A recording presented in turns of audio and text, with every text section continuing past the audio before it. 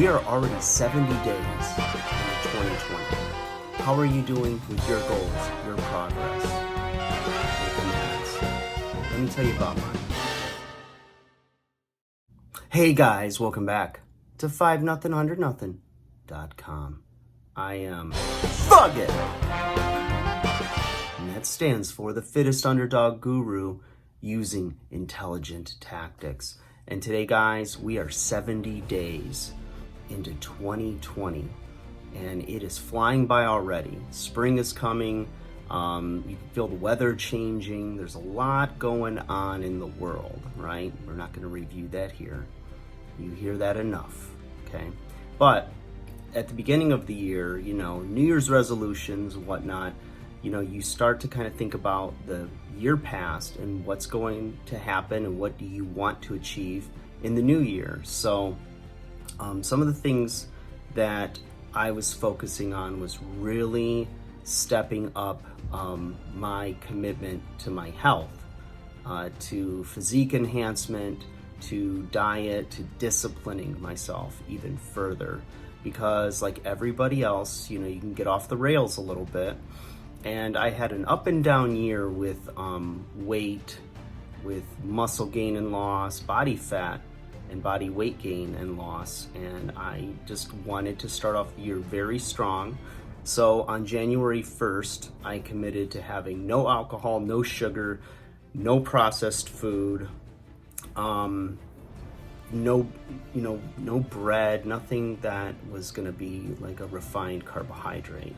And in fact, staying away from a lot of starches. So staying with a ketogenic diet, my goal has been to stay under 50 grams of sugar a day in the form of carbohydrates, where that might be from mixed berries, trace amounts in other foods that I'm eating, whether it's peanut butter or other things. There's always maybe a little bit of carbohydrate, but really having control of it and cutting it off at between 30 and 50 grams a day. Increasing my healthy fats. I love caffeine, so I'm drinking coffee, and I have no problem with that. But the things that I've noticed has been a dramatic increase in my energy. My clarity and my focus is definitely improving day to day. I'm being a lot more productive with my time. So my time management has improved as well. My stress management is also there. And I think I attribute that mostly to my pretty aggressive gym sessions where, I would maybe in the last year, if I'm being honest, was getting a workout in, a weightlifting workout, a resistance training workout, once to twice a week. And I'd mess around with stuff. I might do a little bit of cardio, but I really wasn't like staying on a plan and really pushing myself to where so far this year I've been lifting at least 5 out of 7 days a week. And I can immediately feel the difference. I put on a lot of muscle.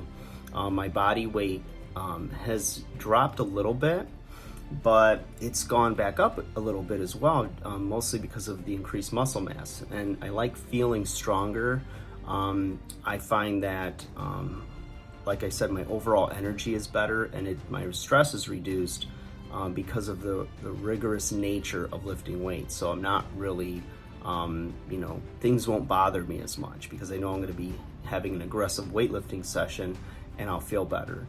Now, that being said, it wasn't easy to start because, body at rest stays at rest. And, those first few, couple of weeks at least, there was this increased amount of soreness. But I just built back up slowly and I listened to my body. And I started with the traditional recommendations for resistance training while you're on a ketogenic diet, which is doing 2 sets per body part 3 days a week.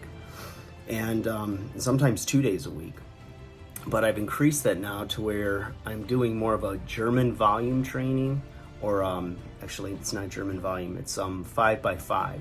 So, and I just recently moved to this after I've been progressing with everything else to where now, I'm hitting 5 heavy sets for each body part, but I mix in different things as well, depending on if I'm fatigued from not sleeping enough, which is the next thing to tackle. So a little accountability right here, right now.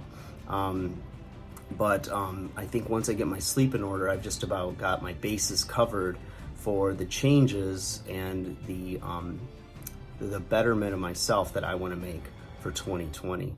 I'm also, I think because of sticking to something wholeheartedly, no cheating at all, you guys, 70 days, definitely have more self-awareness, self-confidence that's naturally a byproduct of living true to your values and to your goals and commitments for yourself. So it leaves you feeling, at least me, more optimistic as well. So I'm very optimistic for a better tomorrow in all things that I'm focusing on because I'm staying committed to it. And I know that the process produces results. So I've also noticed that my relationship with my girlfriend has been very good. And I think it's because when you're in a relationship and if there's troubles and the finger's kind of being pointed at you, or you kind of know that you're the problem in a sense, or you're causing the problem, sometimes it's because you're not happy with yourself and you're not doing the things that you need to do, that you know you need to do, whether you verbalized them or not, to be a better you or be your best you. And if you're not doing those things, then no person is going to make you happy. No relationship and being in love and all this is going to make you happy. In fact, it could even add more stress to you. So, the thing is that you need to be healthy emotionally, physically, spiritually. You've got to have your ducks in a row, so to speak. Not perfect, but better than they were, so that you can be your best, for your loved one, the person that you're in a relationship with. So something to consider when you think, oh, I can't, spend an hour in the gym, or I don't have the time for that. I need to be with her or him. It's like, maybe it's something you guys can do together, or if you explain to your partner just how important it is for you and that you'll be better for them, and you will be, you need to take that time for yourself. It's a good investment. So it's an investment in you so that you can be your best you. That way you can help them in any way or be supportive in any way that they'll need in their life when they're reaching their goals. So, like I said, it's been a combination of increasingly more intense workouts over the course of, over 2 months now, as well as now stepping up my cardio workouts because I've got some performances coming up and I wanted to be in my best shape. So I made a little comeback in late 2016 and then in 2017 in professional wrestling, and then about midway through 18, I got concussed pretty badly.